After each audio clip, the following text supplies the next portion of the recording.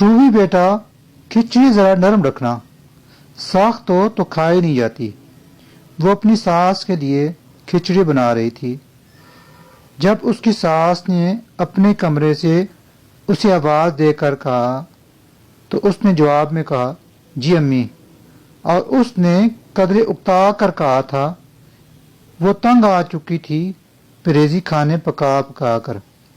اب تو اکثر اکتا کر سوچتی پتہ نہیں کب جان چھوٹے گی ساس صاحبہ سے۔ اس کی شادی کو 8 سال ہو گئے تھے۔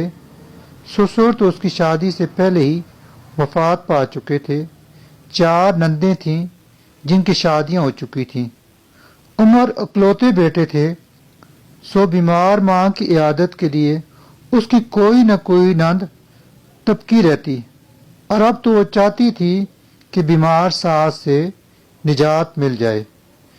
امی میں ذرا بازار جا رہی ہوں، بچوں کی کچھ چیزیں لینی ہیں۔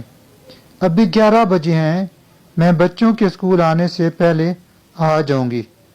روبی نے کھچڑی ساس کو دی اور جلدی سے تیار ہوئی۔ رکشا اسے سامنے سڑک سے مل گیا۔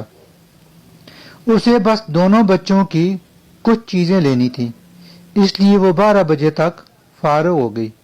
وقت ابھی تھا، اس نے سوچا امی سے بھی ملتی چلوں۔ دروازہ خلاف توقع کھلا تھا۔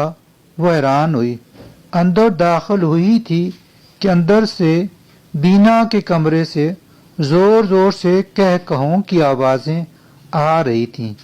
ہاں ساس صاحبہ کہیں گئی ہوئی ہیں، تم بیٹھو، بس ارم دعا کر مجھے ساس سے جلد نجات مل جائے۔ تنگ آ گئی ہوں یار، مجھ سے نہیں ہوتی ان کی خدمتیں۔ روبی کے چلتے قدم وہیں رک گئے۔ یہ کیسا جملہ تھا؟ ایک لمحے کے لیے تو اسے کچھ سمجھ نہ آیا، اور پھر وہ تیزی سے مڑی اور گھر سے باہر نکل گئی۔ وہ یقیناً اس کی بھابھی کی دوست ارم تھی جس سے اس کی بھابھی بات کر رہی تھی۔ اس کے چھوٹے بھائی کی شادی کو ابھی سال بھی نہیں ہوا تھا، اور بینا کے منہ سے اپنی ماں کے متعلق ایسی بات سن کر وہ اندر تک کانپ گئی۔ تب اس کے منہ سے بے اختیار نکلا تھا اللہ میری ماں کو سلامت رکھنا۔